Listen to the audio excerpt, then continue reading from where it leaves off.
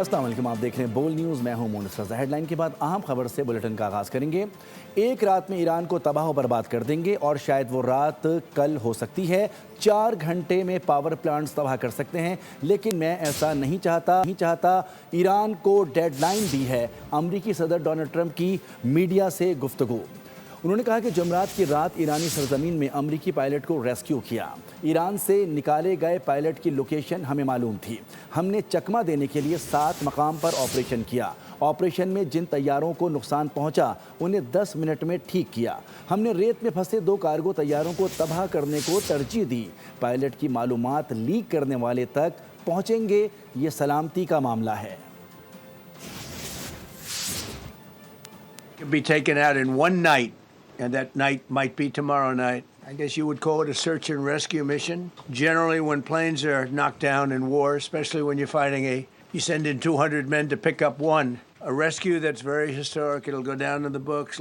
Within hours, our armed forces deployed 21 military aircraft into hostile airspace, many flying at very low altitude, being shot by bullets, and in broad daylight over Iran for 7 hours, at times facing very, very heavy enemy fire. We have a helicopter that's got a lot of bullets in it. It's amazing. Striking more than 13,000 targets. The F-15 we lost last week. We didn't talk about the first one for an hour. Then somebody leaked something, which we'll hopefully find that leaker. We're looking very hard to find that leaker.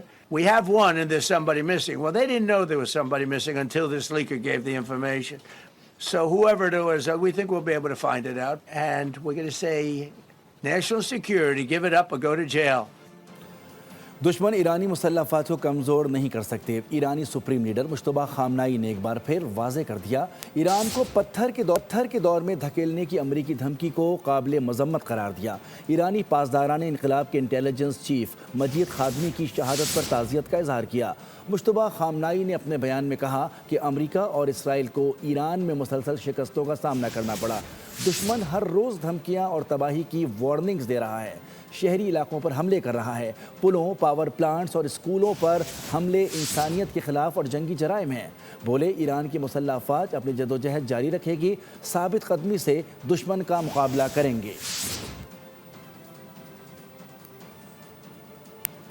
Iran نے جنگ بندی تجاویز پر اپنا جواب پاکستان کے ذریعے امریکہ کو بھجوا دیا۔ ایران نے عارضی جنگ بندی مسترد کر دی۔ ایرانی خبر رساں ایجنسی کے مطابق صرف مستقل امن اور پابندیوں کے خاتمے پر ہی بات ہوگی۔ تہران نے پاکستان کے ذریعے امریکی تجاویز کا باقاعدہ جواب دے دیا۔ ایران نے واضح کیا کہ جنگ کا مکمل خاتمہ چاہتے ہیں۔ ایران نے اپنے مطالبات کی فہرست بھی پیش کر دی۔ مطالبات کے مطابق جنگ سے متاثرہ علاقوں کی تعمیر نو، خطے میں تمام تنازعات کا حل ہو، آبنائے ہرمز سے جہازوں کی محفوظ آمد و رفت کے لیے مستقل طریقہ کار وضع کرنا شامل ہے۔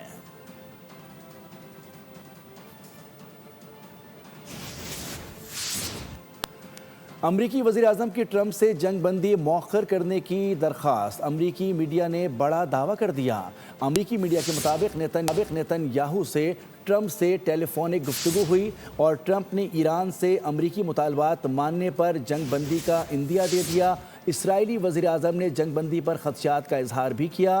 امریکہ کا ایران سے افزودہ یورینیم حوالے کرنے کا مطالبہ۔ نیتن یاہو نے صدر ٹرمپ سے جنگ بندی مؤخر کرنے کا مطالبہ کر دیا۔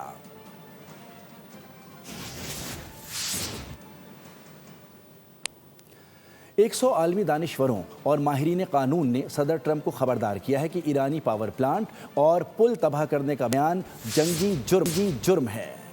100 سے زائد بین الاقوامی قانون کا انتباہ۔ ماہرین کی طرف سے لکھے گئے ایک خط میں خبردار کیا گیا ہے کہ ایران کے پاور پلانٹ اور پل تباہ کرنے کا بیان جنگی جرم سمجھا جا سکتا ہے۔ راٹرز کے ورلڈ نیوز پوڈ کاسٹ میں کہا گیا کہ شہری انفراسٹرکچر پر حملے بین الاقوامی قانون کی خلاف ورزی ہو سکتے ہیں۔ ماہرین نے یہ انتباہ ٹرمپ کی دھمکیوں کے بعد جاری کیا۔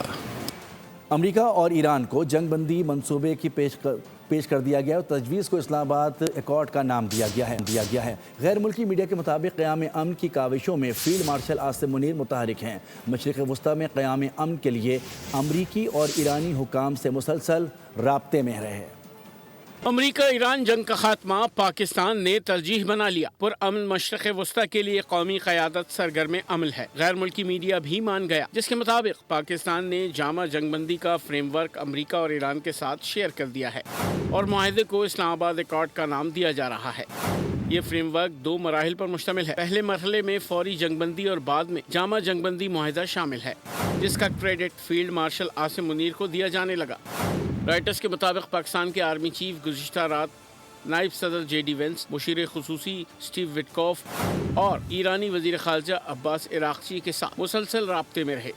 اسلام آباد جنگ بندی معاہدے کے تحت ابتدائی طور پر آبنائے ہرمز کو فوری طور پر کھولا جائے گا، پھر 15 سے 20 روز کے دوران جنگ بندی کے لیے جامع فریم ورک تیار کیا جائے گا۔ اسلام آباد معاہدے پر آج اتفاق رائے متوقع ہے۔ دوسری جانب سینئر ایرانی حکام نے بھی تصدیق کی ہے کہ پاکستان کی جانب سے فوری جنگ بندی کی تجویز موصول ہو گئی ہے۔ ایران پاکستان کی تجویز کا جائزہ لے رہا ہے، فیصلے کے لیے کسی قسم کی ڈیڈ لائن یا دباؤ کو قبول نہیں کریں گے۔ کرپٹو ڈپلومیسی کے ذریعے امریکہ اور پاکستان کے تعلقات میں نمایاں بہتری آئی ہے۔ پاکستان کی سفارتی کامیابیوں کی عالمی سطح پر پذیرائی ہو رہی ہے۔ پاکستان نے ڈیجیٹل صلاحیت اور سفارتی کامیابیوں کے جھنڈے گاڑ دیے۔ بھارتی میڈیا نے بھی پاکستان کی تعریفوں کے پل باندھ دیے۔ خطے میں امن کا مشن، پاکستان دنیا بھر میں مرکز نگاہ، پاکستان کی تاریخ ساز سفارتی فتوحات، عالمی میڈیا بھی پاکستان کی صلاحیتوں کے گن گانے لگا۔ پاکستان نے ایران امریکہ تنازع میں ثالث کا کردار ادا کر کے اپنی بے مثال سفارتی صلاحیتوں کا لوہا منوایا۔